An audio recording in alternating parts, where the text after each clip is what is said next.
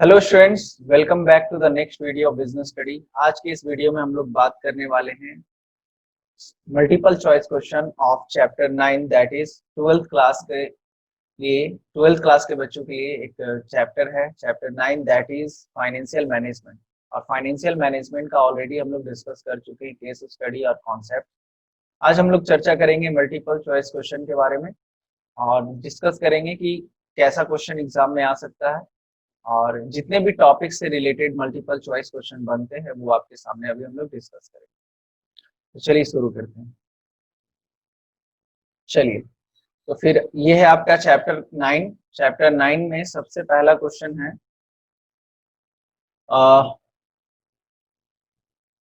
Business finance needed business finance is needed to. सारे बच्चे participate करेंगे और सारे बच्चों का जवाब आना चाहिए, ठीक है। बताएंगे business finance is needed to establish a business, run a business, expand a business की ऑल ऑफ द अबव। सारे बच्चों का जवाब आना चाहिए। Very good Nikhil, Nihal, Dipti, Aditya, Sunidhi, Harsh, Jyoti, Rahul, very good. क्या होगा बिजनेस फाइनेंस? ये तो बहुत ही इजी क्वेश्चन था। बिजनेस फाइनेंस हम लोग क्यों कैलकुलेट करते हैं? ताकि बिजनेस फाइनेंस क्यों इवेलुएट करते हैं, क्या करता है? बिजनेस फाइनेंस आपके बिजनेस को एक्सपैंड करने में भी हेल्प करता है, रन करने में भी हेल्प करता है और इस्टेब्लिश करने में भी हेल्प करता है, ठीक है। इस्टेब्लिश, रन एंड एक्सपैंड, यानी कि D is the right answer. चलिए, बहुत अच्छी बात है। नेक्स्ट क्वेश्चन कह रहा है, question number 2 that is which of the following is not a tangible assets. इसमें से कौन टेंजिबल एसेट्स नहीं? ये तो अकाउंट से रिलेटेड क्वेश्चन, हालांकि मशीनरी टेंजिबल है, trademark tangible, factories and office, ओहो।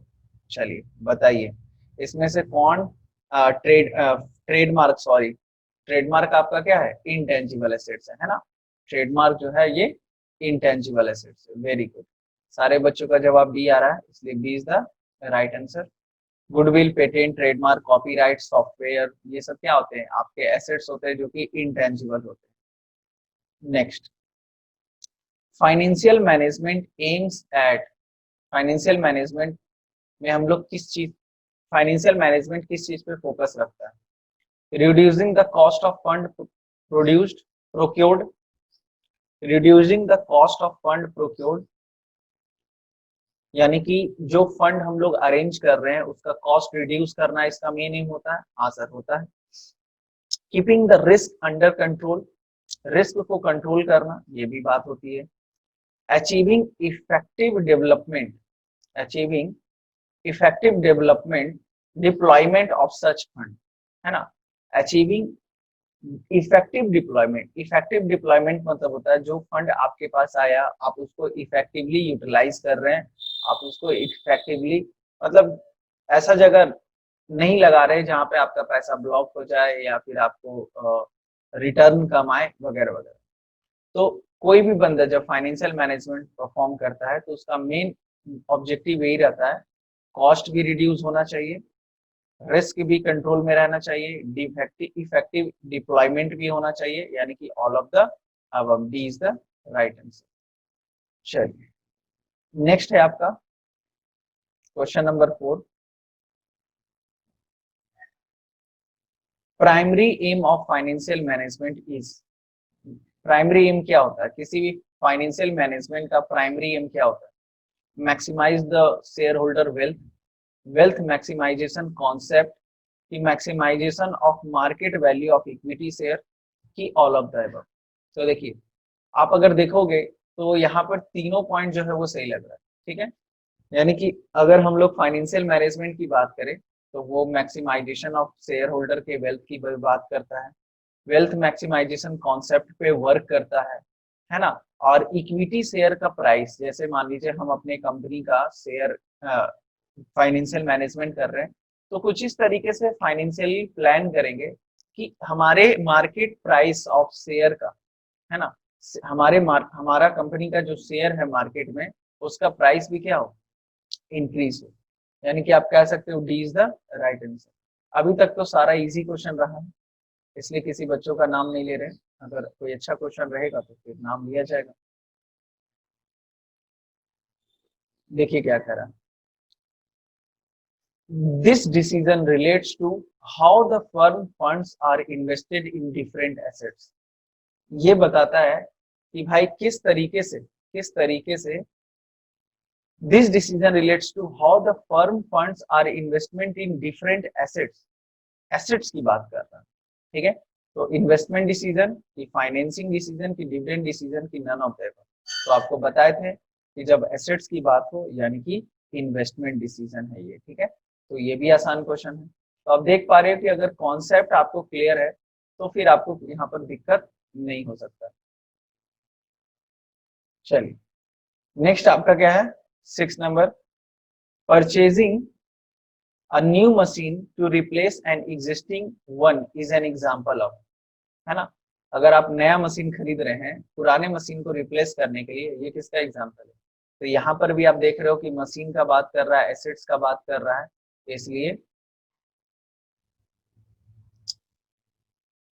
फाइनेंसिंग डिसीजन तो नहीं होगा, डिविडेंड डिसीजन नहीं होगा, वर्किंग कैपिटल डिसीजन नहीं होगा, यानी कि यहाँ पे क्या होगा, कैपिटल बजटिंग डिसीजन हो जाएगा, ठीक है। यानी कि D is the right answer. कभी कभी आप ऑप्शन से भी सेलेक्ट करेंगे, ऑप्शन में किस तरीके का दे रहा है। तो कैपिटल बजटिंग डिसीजन हम लोग फाइनेंस के इन्वेस्टमेंट डिसीजन को भी बोलते हैं, याद होगा आपको, ठीक है। तो ना फाइनेंसिंग डिसीजन होगा, डिविडेंड डिसीजन, वर्किंग कैपिटल, ये आपका D is the right answer. Very good. चलिए नेक्स्ट देखते हैं question, the size of the assets, the size of assets, profitability and competitiveness of all affected by are all affected by, है ना। किसी भी organisation का जो साइज है ऑफ एसेट्स का, प्रॉफिटेबिलिटी का और कॉम्पिटिटिवनेस, वो किससे अफेक्ट होता है, कौन रोल प्ले करता है। वर्किंग कैपिटल डिसीजन सर देख देते हैं, कैपिटल बजटिंग डिसीजन की, फाइनेंसिंग डिसीजन की, डिविडेंड डिसीजन, बताइएगा, है ना। आपका प्रॉफिटेबिलिटी वगैरह किस पे इम्पैक्ट करता है। तो यहाँ पर कुछ बच्चे मिक्स दे रहे हैं, प्रिया कह रही है ए, आदित्य गलत जवाब, आदित्य राज, रोशन गलत, है ना। आपका जहां पर भी हम आपको बताए थे कि साइज ऑफ द एसेट्स की बात करें तो उसी पे डिपेंड करता प्रॉफिटेबिलिटी भी और कॉम्पिटिटिवनेस भी, ठीक है। तो जब भी एसेट्स की बात हो आप डायरेक्ट फाइनेंसिंग इन्वेस्टमेंट डिसीजन, और इन्वेस्टमेंट डिसीजन अगर नहीं दे रहा है तो आप कैपिटल बजटिंग डिसीजन की ओर जा सकते हैं। इसलिए इस क्वेश्चन का जवाब जो है वो क्या होगा, बी होगा, ठीक है। चलिए तो नेक्स्ट क्वेश्चन है हमारा question number 8, this decision affect the liquidity as well as profitability of the business. बताएंगे आप कि लिक्विडिटी एंड प्रॉफिटेबिलिटी दोनों को इंपैक्ट करता है कौन सा decision, capital budgeting decision, financing decision, dividend decision की वर्किंग कैपिटल डिसीजन। तो देखो सिर्फ लिक्विडिटी बोल देता ना, लिक्विडिटी मतलब क्या होता है कि कैश से रिलेटेड बातें, ठीक है।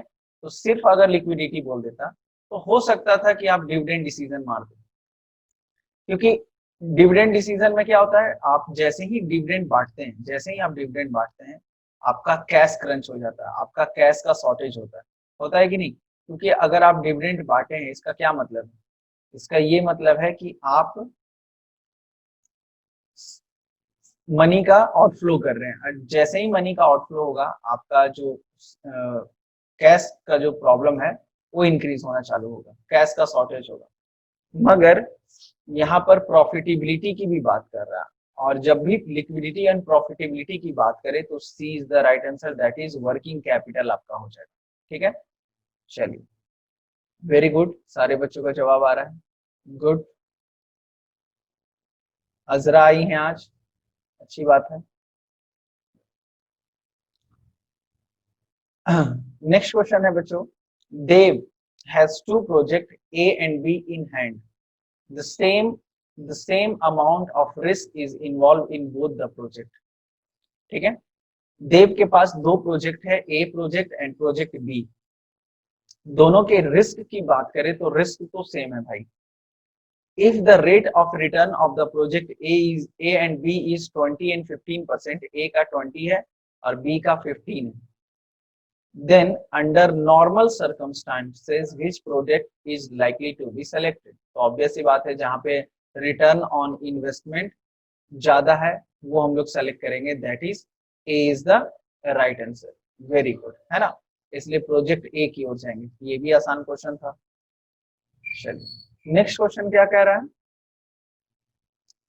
10, the decision is about the quantum of finance to be raised from various long term source। quantum मतलब होता है enough, जितना required है। so this decision is related to, this decision is decision is about the quantum of finance to be raised from the various long term source, है ना।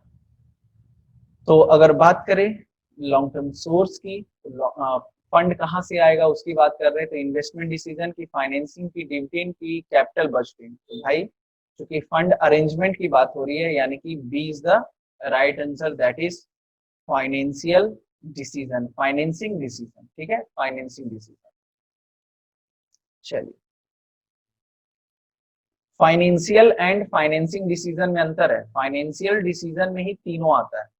Financial decision में investment decision, financing decision और dividend decision आता है। तो financial अलग है और फाइनेंसिंग अलग है।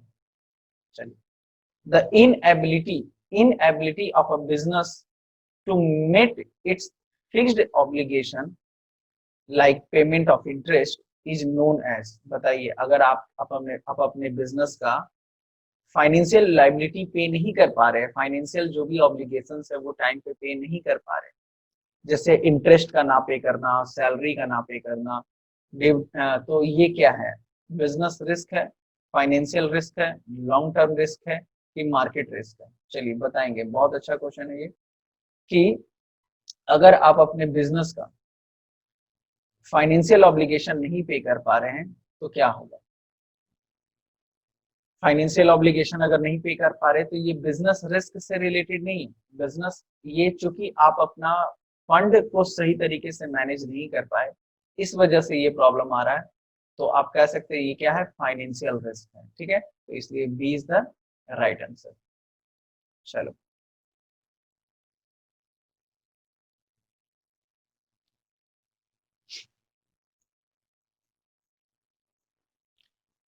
ट्वेल्थ,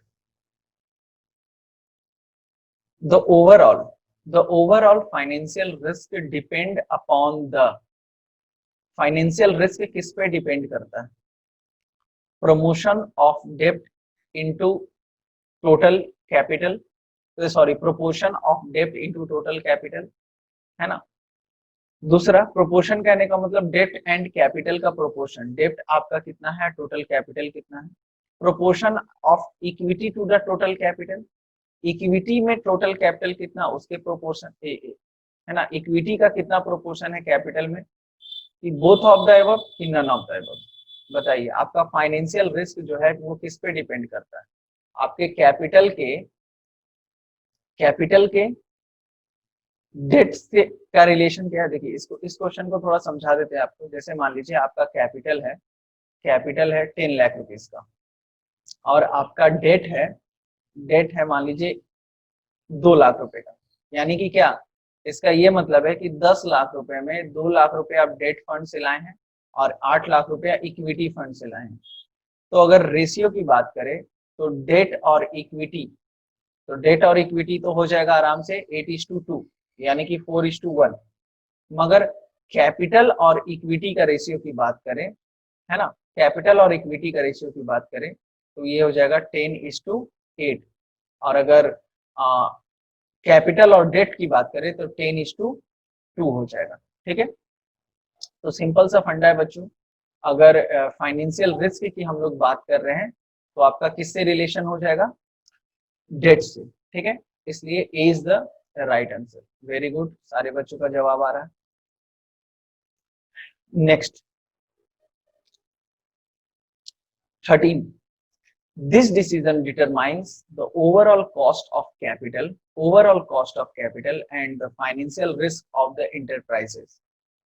इस डिसीजन से हम लोग पता करते हैं कि हमारा कॉस्ट ऑफ कैपिटल क्या होगा, यानी कि जो भी हम लोग फंड अरेंज करेंगे उसका कॉस्ट क्या होगा, एंड उससे रिलेटेड फाइनेंशियल रिस्क क्या है, dividend decision, capital budgeting decision, investment decision की फाइनेंसिंग डिसीजन बताएंगे sir. Very good, very good. क्या होगा, है ना, कॉस्ट ऑफ कैपिटल की बात कर रहे हैं, फाइनेंशियल रिस्क की बात कर रहे हैं, यानी कि फंड की बात कर रहे हैं, और फंड की बात कर रहे हैं यानी कि फाइनेंसिंग, फाइनेंसिंग डिसीजन। ठीक है, इसलिए D is the right answer. चलो 14 number, which of the following source of capital should not be selected by a business if fixed cost is high। अगर आपका फिक्स्ड कॉस्ट हाई है, बहुत ज्यादा है, तो आपको इसमें से क्या सेलेक्ट नहीं करना चाहिए, है ना, कौन सा सोर्स ऑफ फंड के माध्यम से आप पैसा अरेंज नहीं करेंगे। तो भाई इक्विटी, इक्विटी में तो ऐसा कुछ नहीं होता है ना। अगर आपका, हम बताए थे आपको कि जब फिक्स्ड कॉस्ट हाई हो, फिक्स्ड कॉस्ट हाई हो कहने का क्या मतलब है कि भाई आपके ऊपर ऑलरेडी बहुत ज्यादा बर्डन है, और अगर आप लोन वगैरह ले लेते हैं तो इंटरेस्ट का बर्डन और बढ़ जाएगा। तो इससे बढ़िया है कि आप इक्विटी के माध्यम से फंड अरेंज करिए। ठीक है, या क्योंकि इक्विटी के माध्यम पे या फिर प्रेफरेंस शेयर के माध्यम से यहाँ पर आपका बर्डन जो है वो, है ना, फिक्स्ड ऑब्लिगेशन इंक्रीज नहीं होता। तो अगर फिक्स्ड कॉस्ट अगर आपका ज्यादा है आपके बिजनेस में, तो आपको डिवेंचर की ओर नहीं जाना चाहिए। ठीक है, इसलिए C is the right answer. Very good. 15 में अब आइए,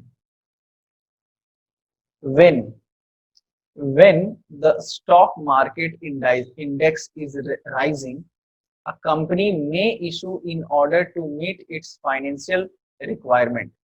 When the stock market index is rising, a company may issue in order to meet the financial requirement। क्या इशू कर सकता है, डिवेंचर इशू कर सकता है, बॉन्ड इशू कर सकता है, शेयर इशू कर सकता है। अगर शेयर मार्केट बहुत अच्छा चल रहा है ना, इंडाइसेस राइज कर रहा है, हर शेयर का प्राइस इंक्रीज कर रहा है, तो कंपनी को क्या इशू करना चाहिए, फंड अरेंज करने के लिए। तो ऑब्वियस सी बात है, क्या हो जाएगा आपका, equity is the right answer, है ना, इक्विटी शेयर कैपिटल। चलिए वेरी गुड, तो इसका आंसर क्या होगा, C is the right answer. Next 16, when the stock market is bearish, when the stock market is bearish, a company may depend upon in order to raise the requirement of fund। है ना, stock market bearish है, bearish कहने का मतलब stock market का price एकदम reduce हो रहा, फॉल हो रहा है ना। आप शेयर मार्केट की बात करें तो शेयर मार्केट एकदम बेरिश में जा रहा है ना, रेसेशन पीरियड का, है ना, रेसेशन पीरियड फेस कर रहा है। बेरिश मतलब होता है शेयर मार्केट का कंडीशन बहुत खराब होना, हर शेयर का प्राइस डिक्रीज हो रहा है। ठीक है, एकदम डिक्रीज होते चला जा रहा है। तो बताइए क्या होगा, उस केस में आप क्या करेंगे, शेयर मार्केट का प्राइस अगर डिक्रीज हो रहा है तो आप डिवेंचर की ओर जाएंगे कि इक्विटी की ओर जाएंगे कि प्रेफरेंस शेयर की ओर जाएंगे कि ऑल ऑफ द अबव की ओर जाएंगे। तो देखिए सिंपल सा बात है बच्चों, जब भी शेयर मार्केट में शेयर का प्राइस रिड्यूस होता है, लोगों का सेंटीमेंट जो है वो बिगड़ जाता है। जैसे मान लीजिए मेरे पास पैसा है और हम मार्केट में इन्वेस्ट करना चाहते हैं, मगर फिलहाल अभी स्टॉक मार्केट का कंडीशन सही नहीं है, तो हम वैसे जगह अपना पैसा इन्वेस्ट करना चाहेंगे जहां पर मेरे को सिक्योरिटी मिले, जहां पर एश्योरेंस मिले कि भाई तुमको कम मिलेगा मगर पक्का मिलेगा। तो जब, है ना, खतरे का माहौल रहता है तो वहां पे लोग खोजते हैं एश्योरेंस। और एश्योरेंस कहने का मतलब सिंपल सा बात है कि भाई हमको पक्का रिटर्न मिलना चाहिए, चाहे वो कम ही मिले। तो डिवेंचर एक ऐसा ऋण पत्र है जहां पर कंपनी को, है ना, रेगुलरली पेमेंट करना पड़ता है इंटरेस्ट। तो हम कह सकते हैं एज एन इन्वेस्टर हम कहाँ जाएंगे, डिवेंचर की ओर जाएंगे।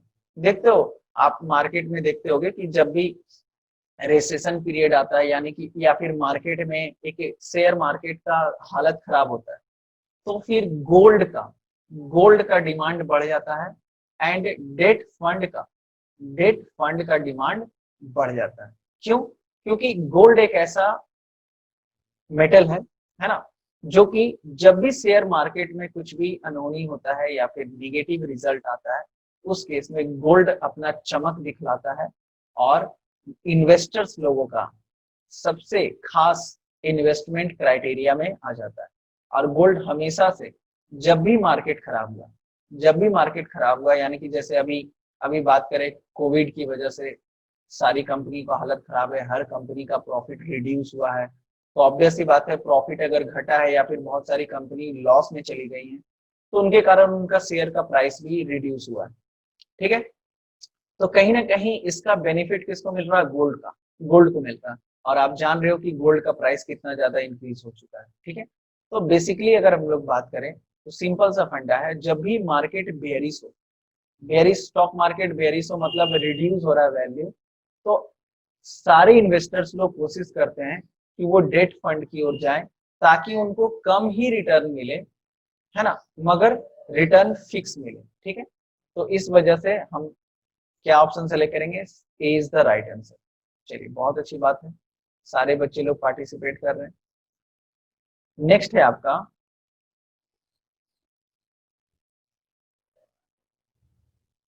Question number 17। क्वेश्चन नंबर 17 बोल रहा है, name the financial decision which relates to disposable of profit. बताइए, फाइनेंसिंग डिसीजन हम आपको बताए थे, फाइनेंसिंग डिसीजन अलग होता है और फाइनेंशियल अलग होता है, बात समझे। तो हम लोग यहाँ पे बात करें फाइनेंशियल, और फाइनेंशियल के अंदर में तीनों आता है, इन्वेस्टमेंट, फाइनेंशियल और डिविडेंड। तो बताइए, हम लोग प्रॉफिट को डिस्पोज कौन से डिसीजन में करते हैं? तो आपको बहुत अच्छे से पढ़ाया गया है कि जो भी प्रॉफिट बचता है उसको हम लोग किसके बीच में बांटते हैं? शेयर होल्डर के बीच में बांटते हैं। और जो भी हम लोग बांटते हैं उसको क्या बोलते हैं? डिविडेंड बोलते हैं। यानी कि डिविडेंड देना है कि नहीं देना है, ये डिसीजन कहाँ लिया जाता है? ये डिसीजन लिया जाता है डिविडेंड डिसीजन में। इसलिए C is the right answer. Very good. Next है आपका 18 नंबर। क्या कह रहे हैं? Under which of the following circumstances company is not likely to declare higher dividend. है ना, इसमें से कौन से कंडीशन में कंपनी जो है हायर डिविडेंड अपने अपने शेयर होल्डर्स को अलाउ नहीं करेगी? सॉरी, है ना, under which of the following circumstances company is not likely to declare higher dividend, ज्यादा डिविडेंड नहीं देगी। यानी कि हो सकता है कंपनी के पास कैश का क्रंच हो, या फिर कोई प्रोजेक्ट हो, फर्दर प्रोजेक्ट हो, वहां पे पैसा इन्वेस्ट करना चाहती है, या फिर प्रॉफिट नहीं हुआ है। ठीक है, तो देखते हैं क्या है। When the earning of the company is high, नहीं, अर्निंग ऑफ द कंपनी जब हाई रहता है तो जम के डिविडेंड बांटा जाता है, तब तो ये तो नहीं होगा। When the company has lucrative fourth coming business opportunity, lucrative मतलब एक बहुत अच्छा बिजनेस अपॉर्चुनिटी कंपनी को आने वाले समय में दिख रहा है, हाँ, this can be an option. Third देखते हैं, when the cash flow position of the company is strong, नहीं, जब cash flow position of the company is strong है तो डिविडेंड बांटा जाता है। और यहाँ पे पूछ रहा है कि आपको नहीं बांटना है, तो भाई जब प्रोजेक्ट बहुत अच्छा रहे आपके सामने तो आप वहां पे इन्वेस्ट कर दीजिए उस पैसे को, ना कि आप डिविडेंड बांट के अपना पैसा खत्म कर दीजिए और उस प्रोजेक्ट में पैसा इन्वेस्ट करने के लिए आपको ऐसा स्थिति आ जाए कि लोन लेना पड़ जाए। ऐसा नहीं होना चाहिए। इसलिए जब लुक्रेटिव बिजनेस अपॉर्चुनिटी आपको दिख रहा है तो आप डिविडेंड जो है वो कम बांटेंगे। बहुत अच्छी बात है। 19 number, a company is likely to declare high dividend, higher dividend. एक कंपनी हायर डिविडेंड कब बांटता है? टैक्स रेट हाई है, या फिर टैक्स रेट रिलेटिवली लो, या फिर tax has no effect on dividend declaration. बहुत अच्छी बात है, पूरा रिलेट किया है आपको टैक्स से। तो बताएंगे जो बच्चे अच्छे से पढ़े हैं वही इसका जवाब दे पाएंगे अच्छे से, है ना, कि एक company, a company is likely to declare higher dividend if tax rate are high, tax rates are relatively lower, या फिर no there is no effect on dividend on declaration of tax. ठीक है, तो देखिए जब जनरली टैक्स रेट कम रहता है, tax rate कम रहता है, तब जाके ज्यादा डिविडेंड बांट पाती है कंपनी। सर ऐसा क्यों सर? सिंपल सा फंडा है, समझेंगे। चलिए समझते हैं थोड़ा। मान लीजिए आप जिस स्ट्रक्चर में हैं वहां पे टैक्स लग रहा है 30%। ठीक है, तो 100 रुपए अगर आप कमाते हैं, आप मान लीजिए 30% टैक्स दे रहे हैं, यानी कि 30 रुपया, तो चला गया, बचा कितना? 70 रुपीज। अब मान लीजिए अगर आपका सरकार आपसे मात्र 10% का टैक्स ले रहा है, तो 100 रुपया का प्रॉफिट अगर है और 10% यानी कि 10 रुपया, तो बचा कितना? 90 रुपया। तो इस केस में आप देख रहे हैं कि 70 रुपया डिस्ट्रीब्यूट हो रहा है शेयर होल्डर के बीच में, और इस सेकेंड केस में आपका कितना डिस्ट्रीब्यूट हो रहा है? 90 रुपीज डिस्ट्रीब्यूट हो रहा है।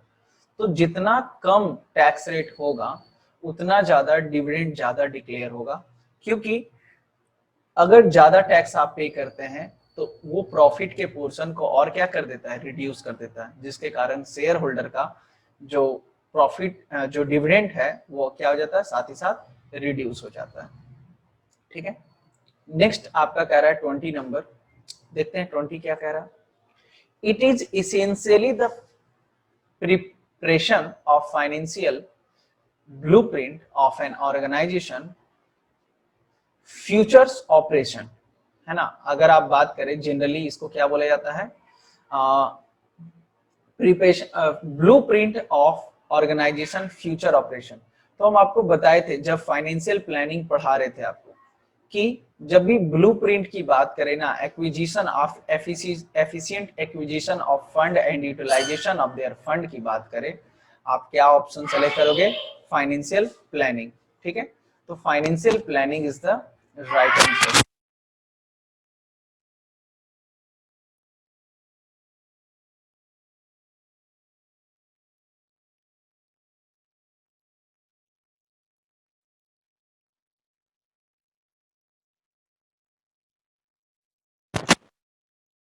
ठीक है, तो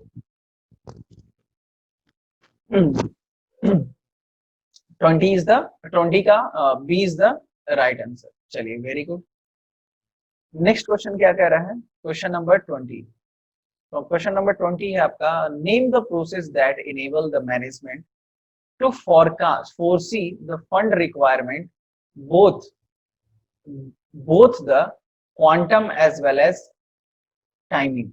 बताइए, कह रहा है name the process that enable the management, है ना, foresee the fund requirement,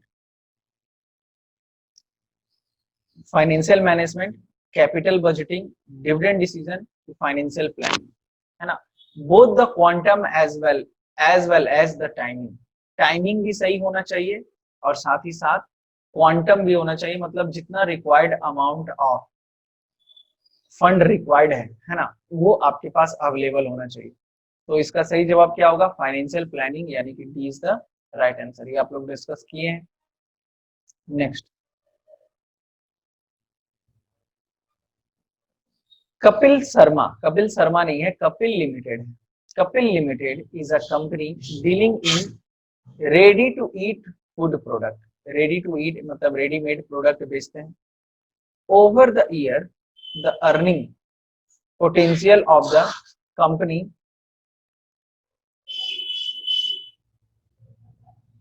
the earning potential of the company has gone up and it enjoy a good reputation। Company का अर्निंग भी बहुत अच्छा इंक्रीज कर रहा है और रेपुटेशन भी साथ साथ इंक्रीज कर रहा है। Financial manager is confident of the fact that not just the earning of the current year but our future year are likely to be high। आज के प्रॉफिट की बात नहीं, वो फ्यूचर में आने वाले ईयर्स की भी प्रॉफिट की ग्रोथ की बात कर रहा है, कामना कर रहा है। Identify the related factor of dividend decision described in the given line. तो बताइए, डिविडेंड डिसीजन की अगर हम बात करें, डिविडेंड डिसीजन की बात करें, तो कौन से फैक्टर का बात हो रहा है? Earning, stability of earning, stability of dividend की ग्रोथ प्रोस्पेक्टस। बहुत अच्छा क्वेश्चन। अगर Kapil Limited is a company dealing in ready to eat product. Over the year, earning potential of the company gone up and it enjoy a good reputation. The financial manager is confident of the fact that not just the earning of the current year, but our future year are likely to be high. आने वाले समय में भी आने वाले समय में भी रेपुटेशन प्रॉफिट जो है वो हाई रहेगा. Identify the related factor. तो सिंपल सा बात है भाई, इस बार भी प्रॉफिट हाई है और आने वाले समय में भी प्रॉफिट हाई है. तो डिविडेंड डिसीजन से रिलेट करना है आपको. ठीक है, तो डिविडेंड डिसीजन से अगर रिलेट करें तो जाहिर सी बात है, फर्स्ट ईयर भी प्रॉफिट हो रहा है, सेकेंड ईयर भी प्रॉफिट हो रहा है, थर्ड ईयर भी प्रॉफिट हो रहा है और आने वाले सारे ईयर में प्रॉफिट हो रहा है. तो इसका ये मतलब है कि डिविडेंड जो है वो स्टेबिलिटी के साथ बांटा जाएगा. स्टेबिलिटी इन अर्निंग है, मगर यहाँ पर डिविडेंड से रिलेट करना है ना. ठीक है, तो इसका सही जवाब क्या होगा? C is the right answer. जब भी आपको प्रॉफिट रिलेट करे कि आने वाले हर साल प्रॉफिट इंक्रीज करेगा प्लस हर साल प्रॉफिट होगा, तो आप समझ लीजिए कि वहां पे डिविडेंड बांटने की बात हो रही है. यानी कि C is the right answer. सी सही जवाब होगा इसका. स्टेबिलिटी ऑफ अर्निंग हो सकता है आपके दिमाग में कंफ्यूजन क्रिएट करे, मगर इसका सही जवाब स्टेबिलिटी ऑफ डिविडेंड ही होगा, क्योंकि यहाँ पे हम लोग डिविडेंड डिसीजन से रिलेटेड बातें कर रहे हैं. और अगर कंपनी को कंसिस्टेंटली हर साल प्रॉफिट हो रहा है तो इसका ये मतलब है कि कंपनी को हर साल डिविडेंड बांटना है और शेयर होल्डर को हर साल डिविडेंड मिलेगा, यानी कि स्टेबिलिटी ऑफ डिविडेंड होगा. ठीक है, 23 देखते हैं. Amber limited has been experiencing a downfall in its popularity. अपने पॉपुलैरिटी में डाउनफॉल यानी कि थोड़ा कम पॉपुलर हो रहा है, just like Honey singer, due to growing competition. आखिर क्यों? तो सर कंपटीशन ग्रो कर गया. Also, the company does not see any forthcoming valuable business expansion opportunity in near future. आने वाले समय में भी इसको कुछ ऐसा ग्रोथ वाला प्रोजेक्ट नहीं दिख रहा. So the management of the company has decided to declare high dividend for the current financial year. तो कंपनी सोचा कि देख भाई, ऐसा ही मेरा पॉपुलैरिटी जो है वो डाउनफॉल हो रहा है और हमारे पास कोई प्रोजेक्ट भी नहीं है, तो क्यों ना हम डिविडेंड जो है वो ज्यादा बांटे. अगर डिविडेंड ज्यादा बांटते तो शेयर होल्डर के बीच में थोड़ा तो पॉपुलर हो जाएगा company. So the management of the company decided to declare high dividend for the current financial year. Identify the factor related to dividend decision. तो बताइए कौन सा डिविडेंड डिसीजन अफेक्ट किया, कौन सा फैक्टर रोल प्ले किया है यहाँ पे डिविडेंड बांटने के लिए. हायर डिविडेंड आप क्यों बांटे, हायर डिविडेंड आप क्यों बांटे, कौन से फैक्टर को ध्यान में रखते हुए? क्या कैश फ्लो पोजीशन, इसकी बात नहीं कर रहा है. स्टेबिलिटी ऑफ अर्निंग की बात नहीं कर रहा है. स्टेबिलिटी ऑफ डिविडेंड की भी बात नहीं कर रहा है. यहाँ पे ग्रोथ प्रोस्पेक्टस है ना, ग्रोथ अपॉर्चुनिटी जो है, चूंकि ऑर्गेनाइजेशन के पास नहीं है, ऑर्गेनाइजेशन के पास कोई ऑप्शन नहीं है फर्दर इन्वेस्टमेंट करने के लिए, इसलिए company high rate of dividend बांट रही है. तो इसका राइट आंसर क्या हो जाएगा? B is the right answer. ठीक है, वेरी गुड. नेक्स्ट क्वेश्चन देखेंगे. Question number 24. Gamble limited is a company dealing with. अच्छा, गैम्बल नाम है और हेल्थ केयर प्रोडक्ट में बेच रहा है. बहुत सही है. The company is dealing, the company is earning high profit but short on cash. Profit तो बहुत अच्छा है मगर कैश का शॉर्टेज रहता है. So it has decided to declare less dividend in the current financial year. तो कंपनी कहा कि भाई प्रॉफिट तो हो रहा है मगर कैश क्रंच रहता है. सर कैश क्रंच क्यों है? सर प्रॉफिट तो अच्छा चल रहा है इसका. हो सकता है कि ये लोग उधार बेचता होगा, है ना, इस वजह से इसके पास स्टॉक ज्यादा मेंटेन हो गया होगा, इस वजह से इनका जो है कैश क्रंच रहता है. तो identify the factor related to dividend decision being describe in the above line. तो बताइए कौन सा फैक्टर की बात कर रहा है? तो cash flow position is the right answer. Very good, सारे बच्चे का जवाब आ रहा है. सी इज द राइट आंसर, है ना. जब ऑर्गेनाइजेशन में कैश क्रंच का प्रॉब्लम हो, कैश का प्रॉब्लम हो, उस केस में हम लोग समझ जाते हैं कि डिविडेंड कम बांटना है, और डिविडेंड अगर कम बांटना है यानी कि कैश फ्लो पोजीशन का गड़बड़ी है. चलिए नेक्स्ट क्वेश्चन है आपका क्वेश्चन नंबर 25।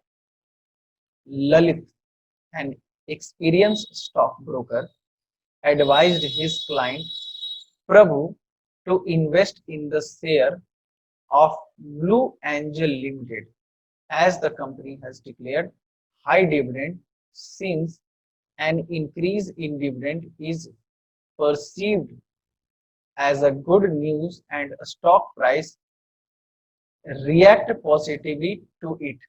ठीक है, क्या कह रहा है? ललित जो है एक्सपीरियंस कर रहे हैं, experience stock broker advise his client Prabhu to invest in the share of Blue Angel Limited। Blue Angel Limited के शेयर में इन्वेस्ट करने के लिए बोल रहा है। As the company has declared high dividend since an increase in dividend is perceived as a good news and the stock price react positively to it, है ना। कोई एंजल लिमिटेड जो है वो डिविडेंड ज्यादा बांटी, तो एक स्टॉक एडवाइजर है वो अपने क्लाइंट को बोला कि भाई आप इस कंपनी का शेयर खरीदो, क्योंकि अगर हाई डिविडेंड बांट रहा है यानी कि ये इंडिकेट कर रहा है कि इस कंपनी का पोजीशन बहुत अच्छा है। Identify the related factor of dividend decision being described in the above line. तो कौन से फैक्टर की बात कर रहा है? टैक्स रेट, टैक्स की तो बात ही नहीं कर रहा, ग्रोथ प्रोस्पेक्ट की भी बात नहीं कर रहा, access to the capital market इसकी भी बात नहीं हो रही है। Access to the capital market मतलब क्या कि कितना इजिली आप शेयर मार्केट में अपना शेयर बेच सकते हो, तो ये भी नहीं, यानी कि C is the right answer. Stock market reaction है ना, जैसे ही आप हायर डिविडेंड बांटे रिएक्शन क्या मिला कि सर आपका जो स्टॉक का प्राइस है वो इंक्रीज होते चला गया, यानी higher the dividend higher the price of your stock. ठीक है, तो नेक्स्ट क्वेश्चन नंबर हमारा है क्वेश्चन नंबर 26। क्वेश्चन नंबर 26 क्या कह रहा है? A company must adhere to the provision of the companies act while taking the dividend decision, है ना। आपको डिस्कस किए थे कि फैक्टर अफेक्टिंग डिविडेंड डिसीजन में कि कंपनी को जो है अपना डिविडेंड डिसीजन भी बहुत अच्छे से लेना, डिविडेंड डिसीजन लेने वक्त कंपनीज एक्ट को भी फॉलो करना पड़ता है। Identify the related factor of the dividend decision being mentioned in the above line. बताइए, क्या कॉन्ट्रैक्चुअल कांस्टेंट? नहीं, कॉन्ट्रैक्चुअल कांस्टेंट मतलब क्या होता है कि हम लोग लोन जो लेते हैं उससे रिलेटेड होता है, तो ये तो नहीं होगा। लीगल कांस्टेंट, चलो सही लग रहा है। Access to the capital market नहीं। Preference to the share holder नहीं, यानी कि B is the right answer. B is the right answer, very good. Anurag, Manisha, sorry Meenakshi, Deepti, Anjali, Akriti, Kriti Shruti, very good.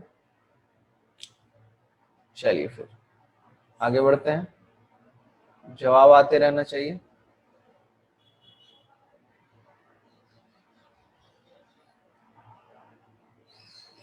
चलिए नेक्स्ट क्वेश्चन कह रहा है बच्चों,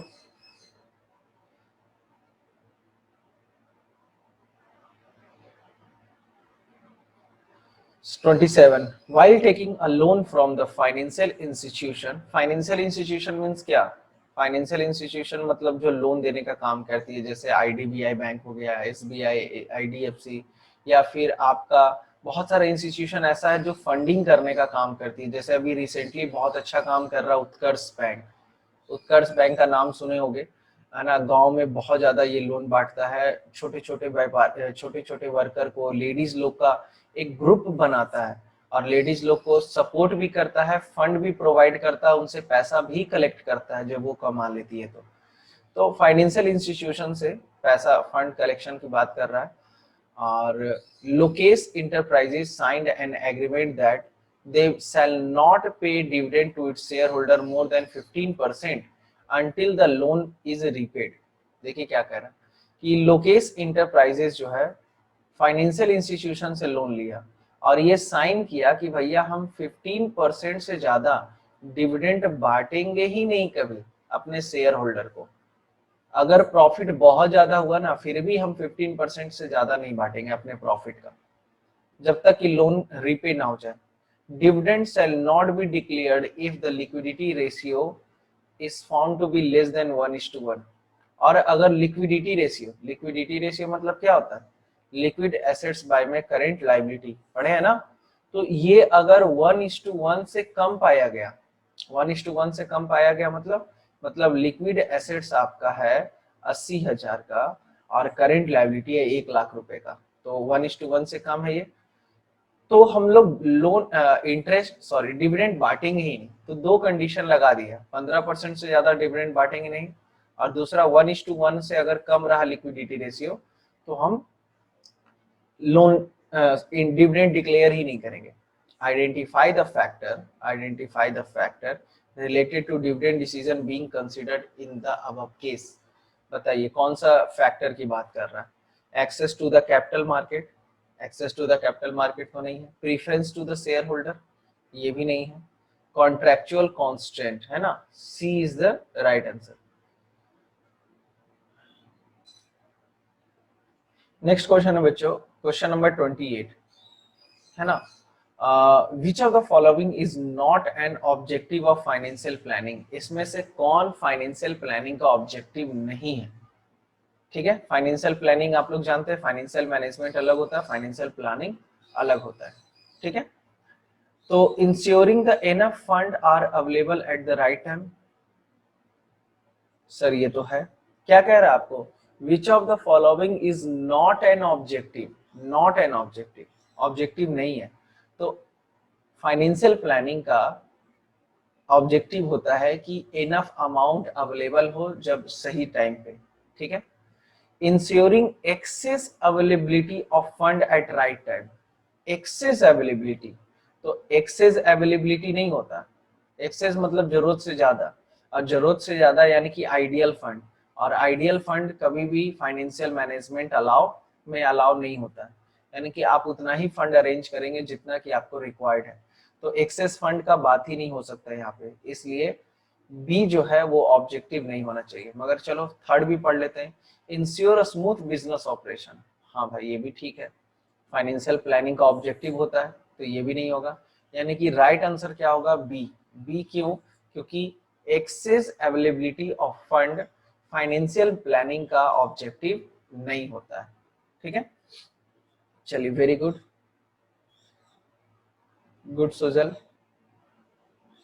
next 29, the financial plans are drawn by taking into consideration। Financial plan हम लोग जो बनाते हैं किस चीज को ध्यान में रख के बनाया जाता है, growth prospects, performance of the organisation,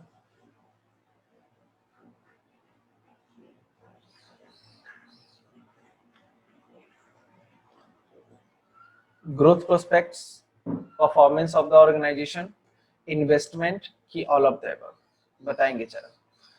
The financial plans are drawn by taking into consideration, किसको ध्यान में रख के बनाया जाता है, ग्रोथ प्रोस्पेक्टस को देख, यस सर जाहिर सी बात है, प्लान हम लोग ग्रोथ को देख के ही करते हैं।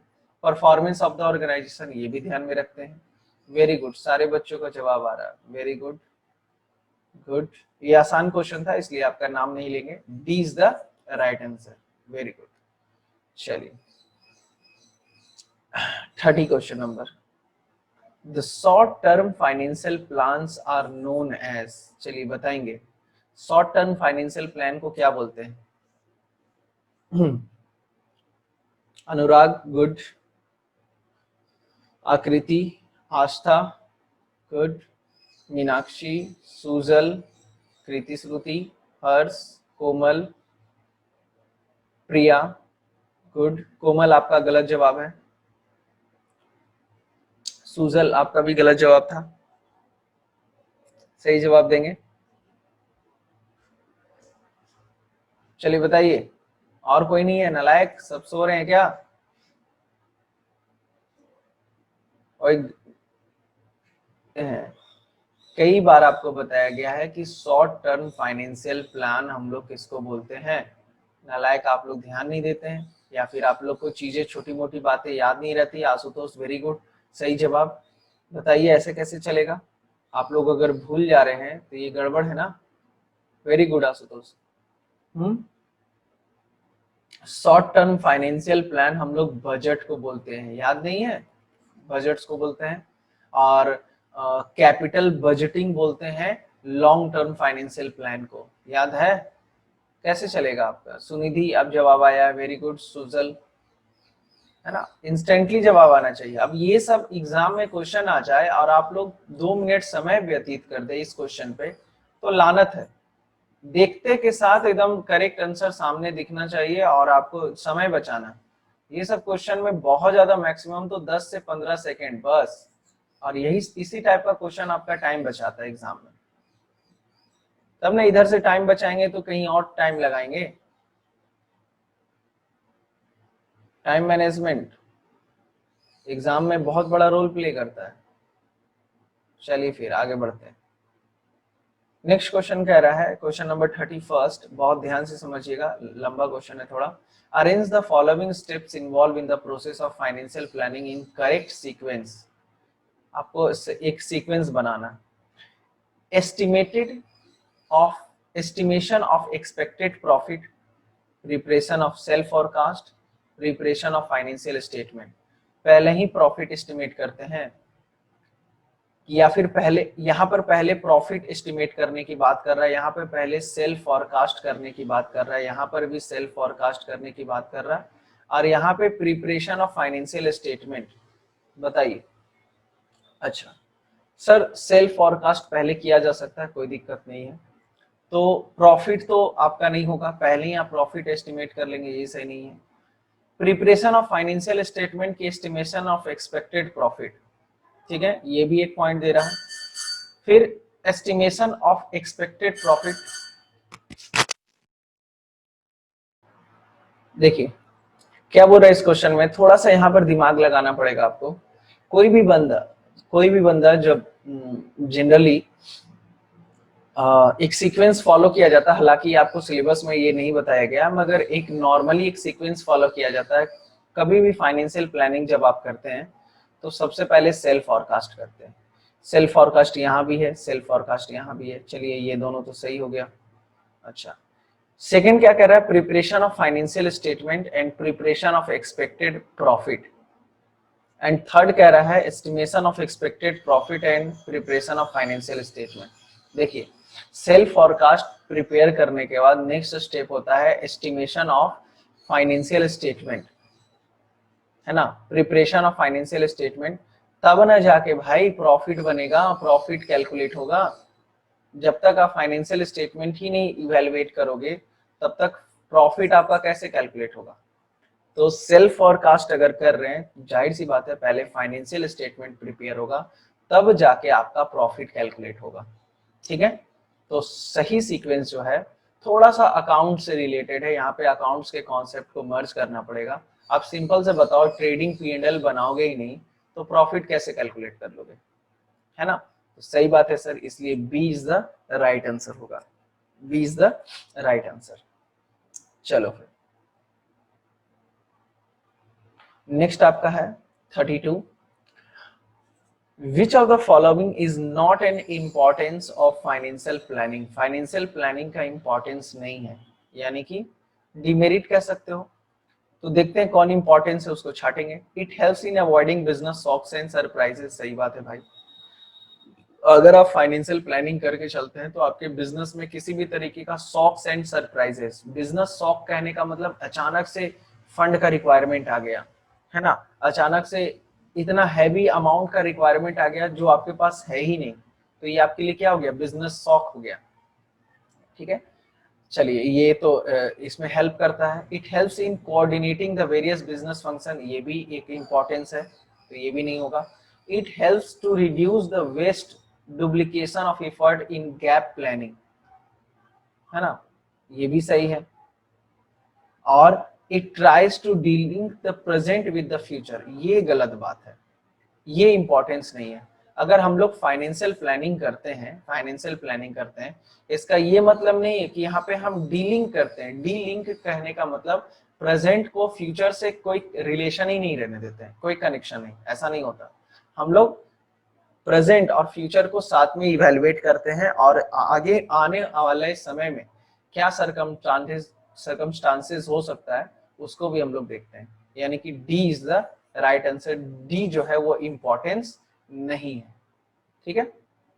चलिए नेक्स्ट है आपका 33, विच of the following is not the part of owner's fund, इसमें से कौन ओनर फंड का पार्ट नहीं है। ओनर्स फंड मतलब क्या होता है, इक्विटी फंड, है ना। पार्ट नहीं है तो sir equity share, reserve and surplus part है, प्रेफरेंस शेयर पार्ट है, डिवेंचर जो है वो नहीं है। ये आपका, ये भी किससे रिलेटेड है, अकाउंट्स से ही रिलेटेड है ना। बेसिकली देख रहे हो बिजनेस स्टडी का इफेक्ट आपका दिख रहा है। वेरी गुड, बहुत बच्चों का जवाब आ रहा है। गुड, अंजलि, सुनिधि, दीप्ति, कोमल, बाकी सारे बच्चों very good. Sujal 34, which of the following is not a source of borrowed fund, इसमें से बोरोड फंड का सोर्स नहीं है। बोरोड फंड का सोर्स नहीं है, तो बोरोड फंड का सोर्स नहीं है तो आपके पास क्या सोर्स होना चाहिए, ऑब्वियस सी बात है इक्विटी। तो बताओ इक्विटी कौन है यहाँ पे, equity sir loan from financial institution, sir ये बोरोड है। डिवेंचर बोरोड है, पब्लिक डिपॉजिट बोरोड है। रिटेन्ड अर्निंग, 11 में पढ़े थे ना, रिटेन्ड अर्निंग, शेयर होल्डर को पैसा ना देके आप पैसा क्या कर लिए, रिटेन कर लिए। तो इसलिए C is the right answer. सी जो है वो किसका पार्ट है, इक्विटी का पार्ट है। किसका पार्ट है, इक्विटी का पार्ट है, और आपको वही निकालना था। चलिए नेक्स्ट पॉइंट है,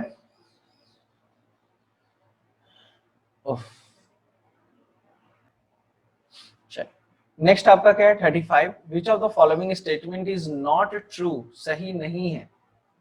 द कॉस्ट ऑफ डेब्ट is higher than the cost of equity, क्या कॉस्ट ऑफ डेब्ट और cost of equity is higher, cost of डेब्ट is higher than the equity, क्या ये सही है।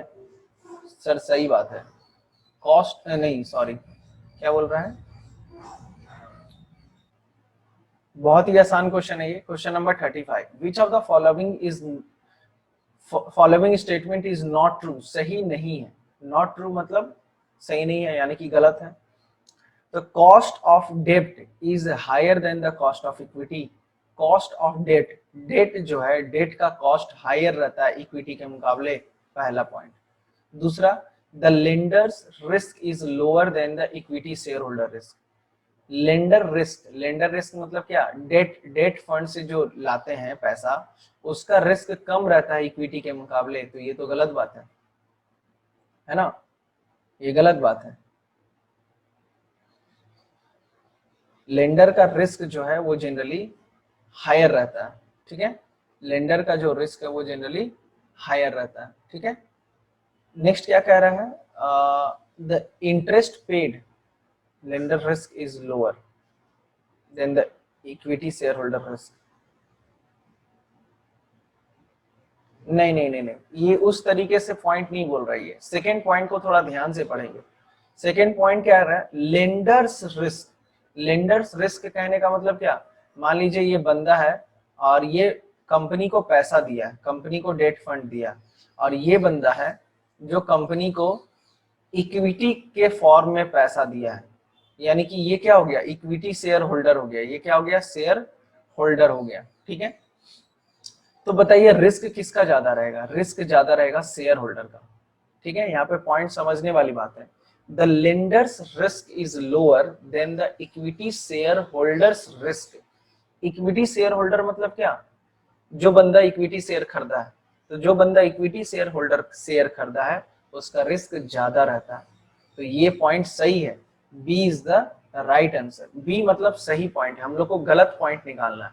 तो बी जो आपको बोल रहा है कि जो लोन देते हैं उनका रिस्क ज्यादा रहता है और शेयर होल्डर का रिस्क, सॉरी, जो लोन देते हैं उनका रिस्क कम रहता है और इक्विटी शेयर होल्डर का रिस्क ज्यादा रहता है। सही बात है, जो लोन दिया है उसको फिक्स रेट ऑफ रिटर्न मिलता है, इसलिए उसको किसी भी तरीके का टेंशन नहीं है। मगर इक्विटी शेयर होल्डर ज्यादा रिस्क बियर करते हैं, क्योंकि प्रॉफिट होगा तो मिलेगा, अदरवाइज नहीं मिलेगा। इक्विटी की बात नहीं हो रही है, इक्विटी शेयर होल्डर की बात हो रही है, ठीक है। तो ये पॉइंट ध्यान में रखिएगा, लैंग्वेज बहुत अच्छा है यहाँ पे। The interest paid on debt is treated as an tax deductible expense. हम लोग जो भी इंटरेस्ट का पेमेंट करते हैं, करते हैं उसके कारण टैक्स रिड्यूस हो जाता है। सही बात है, ये भी सही बात है। ईबीआईटी वाला जो स्ट्रक्चर बताए थे उससे आपको समझ में आया होगा, देख रहे थे आप earning before interest and tax का जो स्ट्रक्चर बताए थे, जितना ज्यादा टैक्स पे करते थे प्रॉफिट आफ्टर टैक्स मेरा उतना घटते चला जा रहा था। तो ये भी सही बात है, यानी कि A is the right answer, यानी कि ए जो है वो सही नहीं है। द कॉस्ट ऑफ डेब्ट is higher than the cost of equity.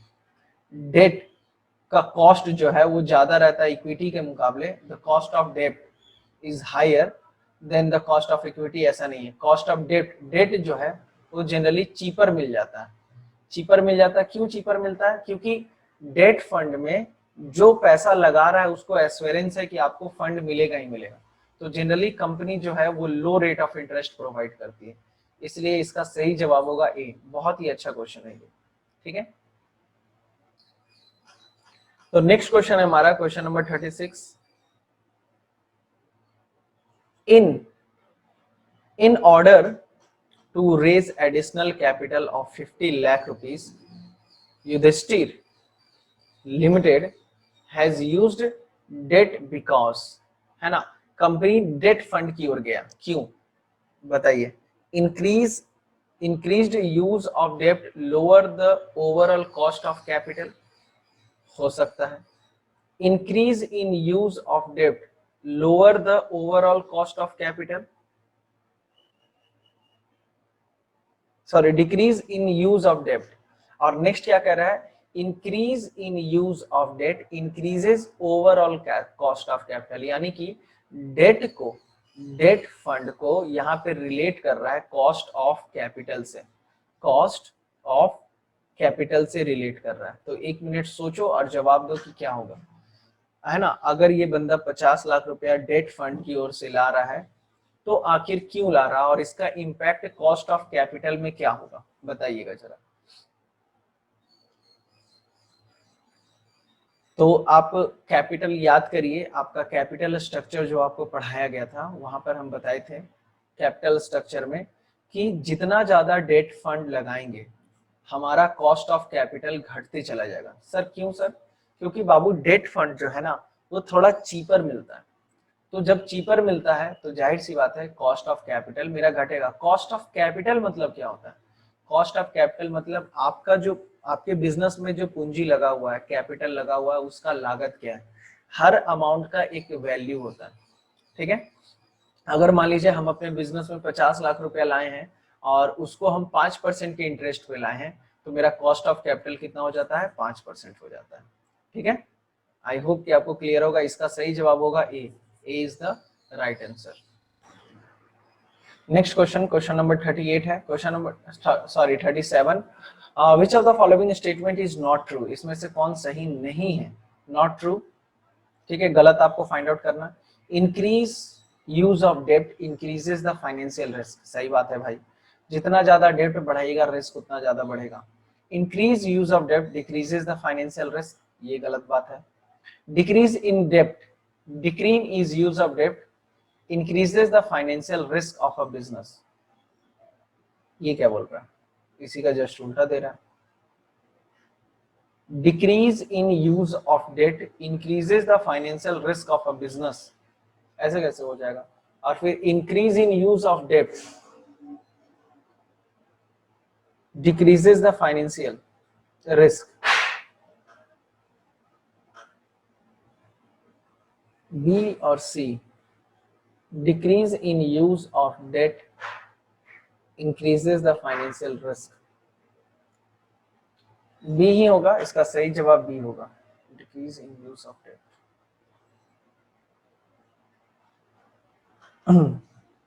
इसका सही जवाब क्या होगा? B is the right answer, ठीक है। इंक्रीज इन यूज ऑफ डेप्ट, अगर आप डेट इंक्रीज करते हैं, डेट आप इंक्रीज करते हैं तो आपका financial risk decrease, financial risk जो है वो डिक्रीज नहीं होता है, वो आपका और इंक्रीज हो जाता है ना। नेक्स्ट क्वेश्चन है आपका 38। Name the decision which affect both profitability and the financial risk, बताएंगे वो डिसीजन जो प्रॉफिटेबिलिटी को भी इंपैक्ट करता है और फाइनेंशियल रिस्क को भी इंपैक्ट करता है। Financial planning decision, capital budgeting decision, capital structure की ऑल ऑफ द अबव। बहुत अच्छा क्वेश्चन है ये, जो भी सही जवाब देगा उसका नाम लिया जाएगा। Very good. आस्था गलत जवाब।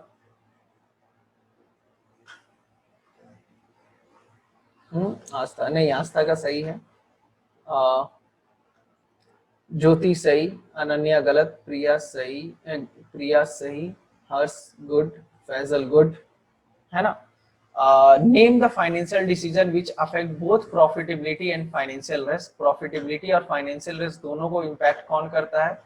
तो भाई ये आपका कैपिटल स्ट्रक्चर है ना। कैपिटल स्ट्रक्चर रिस्क को भी इवेलुएट करता है, डेब्ट और इक्विटी का जो रेशियो रहता है, और ये भी डिसाइड करता है, इफेक्ट करता है कि आपका प्रॉफिट आपके बिजनेस का कैसा होने वाला है। ठीक है, सुजल, कृति, श्रुति, आकृति, वेरी गुड। नेक्स्ट क्वेश्चन है तुम्हारा question number 39। Higher financial leverage, financial leverage ratio indicate that the dependency of the firm is on debt is more, the dependency of firm on debt is less, the proportion of equity into the total capital is high, कि none of the above। Financial leverage पढ़े ना, डेप्ट bye में equity, है ना। तो बताइए ये क्या इंडिकेट करता है? Higher the financial leverage means क्या होगा? डेप्ट बाय इक्विटी को हम लोग फाइनेंशियल लिवरेज भी बोलते हैं, ठीक है। तो सर डिपेंडेंसी ऑफ फर्म है ना, अगर मान लीजिए डेप्ट बाय इक्विटी रेशियो ज्यादा है, मोर है, इसका क्या मतलब है? इसका ये मतलब है कि अगर आपके पास 50 लाख रुपया कैपिटल है तो 40 लाख रुपया आप डेप्ट से लाए हैं और 10 लाख रुपया आप लाए हैं इक्विटी से। तो यहाँ पर देख रहे हैं कि डेट के ऊपर ज्यादा डिपेंडेंसी है आपका, इसलिए A is the right answer. The dependency of firm on डेप्ट इज मोर, यानी कि फाइनेंशियल लिवरेज, जब भी फाइनेंशियल लिवरेज का फॉर्मूला होता है डेप्ट बाय में इक्विटी, सिंपल सा बात है। अब मान लीजिए यहाँ पे बोल रहा है मोर फाइनेंशियल लिवरेज, इसका क्या मतलब है? इसका ये मतलब है डेप्ट आपका ज्यादा है और इक्विटी आपका कम है, ठीक है। यानी कि आप डेप्ट के ऊपर ज्यादा भरोसा कर रहे हैं, यानी कि डिपेंडेंसी ऑफ फर्म ऑन डेप्ट इज मोर, ठीक है, इसलिए A is the right answer. Next, a financial leverage of a company increases, it leads to, अगर फाइनेंशियल लिवरेज अगर इंक्रीज करेगा तो कंपनी का तो क्या होगा? A decline in the cost of fund but an increase in the financial risk. ये मेरे को सही लग रहा है, क्योंकि आप जब फाइनेंशियल, देखो फाइनेंशियल लिवरेज बढ़ाने की बात हो रही है, यानी कि डेट फंड बढ़ाने की बात हो रही है ना। फाइनेंशियल लिवरेज तभी बढ़ता है जब डेट फंड बढ़ता है, और डेट फंड जब भी बढ़ेगा तो कॉस्ट तो घटेगा आपका, मगर रिस्क आपका क्या हो जाएगा? रिस्क बढ़ जाएगा, ठीक है, क्योंकि डेट फंड में आपको इंटरेस्ट देना ही पड़ता है। अब ये बताओ, तो इस सामने ही दिख रहा आपका पहला, first is the right answer, a decline in the cost, है ना। जब फाइनेंशियल लिवरेज बढ़ाते हैं तो कॉस्ट जो है आपका घटता है, मगर रिस्क जो आपका बढ़ जाता है, इसलिए A is the right answer, ठीक है। वेरी गुड, 2-3 बच्चों का ही जवाब आ रहा है, बहुत अच्छा क्वेश्चन है ये, थोड़ा ध्यान दीजिएगा इसको। when does the earning per share rises with higher debt, है ना। हायर डेप्ट के साथ, डेट ज्यादा है और अर्निंग पर शेयर भी ज्यादा इंक्रीज हो रहा, कब होगा ऐसा? जब कॉस्ट ऑफ डेट जो है वो कम रहेगा और रिटर्न ऑन इन्वेस्टमेंट जो है वो ज्यादा रहेगा, है ना। आप फंड लाए हो 5% के हिसाब से, डेट फंड लाए हो 5% के हिसाब से, और आप जहां इन्वेस्ट किए हैं वहां पे आपको फायदा हो रहा है 20% का मान लो, तो इसका बेनिफिट कहां जाएगा? अर्निंग पर शेयर पे जाएगा, ठीक है। तो सिंपल सा बात है, जब when does the earning per share rises with the higher debt, तो ये तभी हो पाएगा जब रिटर्न ऑन इन्वेस्टमेंट ज्यादा रहेगा। तो when the return on investment is higher than the rate of interest, सही बात है, A is the right answer। बाकी पढ़ने का जरूरत ही नहीं है फिर, हालांकि पढ़ सकते हो अगर टाइम पास करना है तो। नेक्स्ट, कॉन्सेप्ट क्लियर है तो एक बार में आप मार लोगे जवाब। 42, the total capital of Uranium private limited is 50 lakh, the amount of debt is 20 lakh, the company has earn 10 lakh rupees during the current financial year, its return on investment for the present year is कितना, बताओ। 50 लाख रुपए का invest किया है और कितना earn किया है, 10 लाख रुपीज। तो आराम से आप निकाल सकते हैं कितना हो जाएगा इसका, 20% इज द राइट आंसर, है ना। क्योंकि 50 लाख रुपए का इन्वेस्टमेंट है और अगर 10 लाख रुपया वो प्रॉफिट अर्न कर रहा है तो वो उसका क्या हो जाएगा, रिटर्न ऑन इन्वेस्टमेंट हो जाएगा। ये तो सिंपल सा कैलकुलेशन है, A is the right answer 20%। Next, if in a particular situation the earning per share fall with the increase use of debt indicate that, अच्छा एक सिचुएशन है जहां पर डेट जैसे ही हम बढ़ाएं, डेट जैसे ही बढ़ाएं अर्निंग पर शेयर भी घटते चला गया। In a particular situation earning per share fall, earning per share घट रहा है, कब, जब डेट बढ़ा रहे हैं। तो ऐसा कब होता है, जब रिटर्न ऑन इन्वेस्टमेंट कम रहता है, किसके मुकाबले, कॉस्ट के मुकाबले। बात समझे, यानी कि कॉस्ट जो है वो greater than return on investment अगर है तो ऐसा होगा, ठीक है। तो देखते हैं क्या कह रहा है, the return on investment is less than the cost of debt, पहला जवाब ही सही है ना, इसलिए A is the right answer. सबका यही आ रहा भाई, बी तो किसी का ही नहीं रहा। चलो देखते हैं शायद इसका बी हो जाए। If the rate of return on investment for a company is 16%, rate of return कितना है, rate of, है ना, rate of return आपका return on investment या फिर rate of return एक ही बात है, आप return on investment भी बोल सकते हैं और rate of return भी बोल सकते हैं, कितना है 16%। A situation of unfavorable financial leverage will be said to arise when the rate of interest is payable on debt capital is, देखिए क्या कह रहा है, अगर रिटर्न आपका 16% है तो फाइनेंशियल लीवरेज में आपको ध्यान में रखना पड़ेगा, डेट जो है सिंपल सा फंड है, डेट फंड आप 16% से कम में लाएंगे। अगर आपको फायदा हो रहा है 16% का तो आप डेट फंड लाइए, 12% का लाइए, 10% पे लाइए, 8% पे लाइए, कोई दिक्कत नहीं। पर 16% से ज्यादा में अगर लाओगे तो दिक्कत है। तो वही आपसे कह रहा है कि अगर 16% रिटर्न है तो उस केस में अगर डेट आउट फंड ज्यादा लाया जाएगा, मोर देन 16% के हिसाब से अगर लाया जाता है तो फिर वहां पे प्रॉब्लम हो सकता है। इसलिए इसका भी सही जवाब क्या होगा, ए। फिर से बता रहे, ध्यान से सुनो, बहुत अच्छा क्वेश्चन है ये। हम आपको क्या बता रहे हैं, पहले जो सुन लीजिए, रिटर्न ऑन इन्वेस्टमेंट अगर या फिर return on rate of return अगर आपका 16% है तो आपको डेट फंड जो है वो उससे कम पे ही लाना है, यानी कि 12, 13, 10, 8, ठीक है।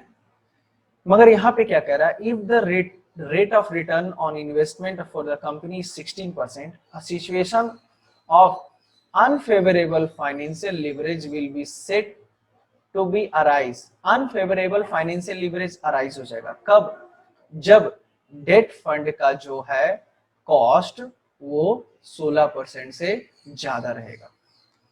इसलिए A is the right answer, इसका भी ये जवाब होगा, ठीक है। Next, under which of the following situation the company should not issue debt, बताइए डेट कब इशू नहीं करना चाहिए। When the cash flow condition of the company is strong, भाई कैश फ्लो कंडीशन अगर बहुत अच्छा है तो इशू करो, कोई दिक्कत नहीं है, ये तो गलत हो गया फिर। When the tax is low, tax rate low है, हाँ ये सही बात है। टैक्स रेट अगर कम है तो फिर आप इक्विटी की ओर जाइए। When the return on investment is high, तब तो आपको और हमेशा डेट फंड जाना चाहिए। और when the interest coverage ratio is high, यानी कि B is the right answer। जब टैक्स कम है तो आप इक्विटी की ओर जाइए, डेट फंड की ओर मत जाइए, ठीक है। Next question 46, under which of the following situation the company is not likely to issue capital, किस कंडीशन में कैपिटल यानी कि शेयर इशू कंपनी नहीं करना चाहती है या फिर नहीं करना चाहिए। When debt service coverage ratio is high, when interest coverage ratio is high, when the cost of डेब्ट कैपिटल इज लो, कि ऑल ऑफ द अबव, बताएंगे जरा, है ना। देखिए सब एक ही है। कॉस्ट ऑफ डेट अगर कम रहेगा तो भी, when the cost of debt capital is low, तो भी आप इक्विटी इशू नहीं करेंगे, है ना। Not likely to issue equity share, यानी कि आप शेयर इशू नहीं करेंगे। तो जब डेट फंड सस्ता में मिल जाएगा तो आप वहीं से पैसा ले लेंगे, इसलिए ये एक सही जवाब है। When the interest coverage ratio is high, interest coverage ratio high मतलब आप इंटरेस्ट दे सकते हो तो भी आप डेट फंड की ओर जाएंगे, और debt service coverage ratio high है तो भी आप जा सकते हैं, यानी कि इसका सही जवाब होगा D is the right answer. Interest coverage ratio high है, इसका क्या मतलब है, इसका ये मतलब है कि आप इंटरेस्ट देने के लिए कैपेबल हैं, आपके पास इतना पैसा रहता है कि आप इंटरेस्ट दे सकते हैं, और चूंकि इंटरेस्ट दे सकते हैं तो आप आराम से डेट फंड की ओर जा सकते हैं, ठीक है। इसलिए इसका सही जवाब क्या होगा, D is the right answer. चलो नेक्स्ट है आपका 47।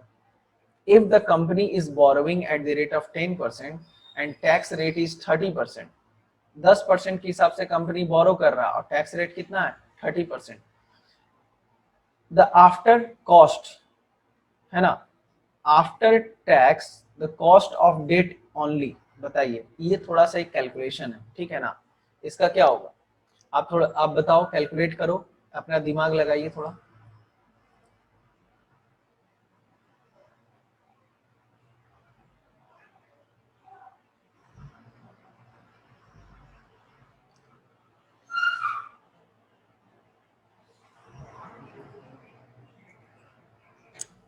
है ना, सिंपल सा फंडा है। अगर आप कोई डेट फंड ला रहे हैं सिंपली 10% के हिसाब से, और अगर 30% आपका टैक्स रेट है, तो आप आराम से यहाँ से 3 माइनस करिए, हो जाएगा 7, यानी कि 7 इज द राइट आंसर, ठीक है। तो जब भी इस तरीके का क्वेश्चन आए, एक सिंपल सा फॉर्मूला एकदम शॉर्टकट, कि अगर आपका डेट का जो कॉस्ट है वो 10% है और टैक्स रेट लग रहा है 30%, तो 3 माइनस कर दो, 30 लग रहा है तो 3 माइनस करेंगे, 20 लग रहा है तो 2 माइनस करेंगे, और आपका कितना हो जाएगा 7%। तो वैसे ही अगर मान लीजिए एक और सिचुएशन आपको देते हैं, मान लीजिए कॉस्ट ऑफ डेट है 12%, डेट का कॉस्ट कितना है 12%, और टैक्स रेट कितना है, टैक्स रेट है मात्र 40% है मान लीजिए, तो 4 माइनस करेंगे तो कितना हो जाएगा 8% आपका एक्चुअल कॉस्ट ऑफ डेट हो जाएगा, ठीक है, क्योंकि टैक्स के आने के कारण कॉस्ट ऑफ डेट जो है वो रिड्यूस हो जाता है। चलिए, तो ये सब जो क्वेश्चन है थोड़ा इजी, इसमें आपको कुछ वैसा बताने लायक, under which of the following condition the fixed capital requirement, ये भी हो जाएगा आपका, under which of the following, ये सब क्वेश्चन डिस्कस कर सकते हैं आप खुद से। बस 52 क्वेश्चन है, कुछ क्वेश्चन हम आपके लिए छोड़ दे रहे हैं, आप खुद से इसको मैनेज कर लीजिएगा और इसको एक बार इवेलुएट कर लीजिएगा। तो फिलहाल आज के क्लास में बस इतना ही, मिलते हैं नेक्स्ट वीडियो में, और वहां पे हम लोग चर्चा करेंगे नए चैप्टर के बारे में, ठीक है, यानी कि 10th चैप्टर हम लोग डिस्कस करेंगे। तो फिलहाल आज के क्लास में बस इतना ही।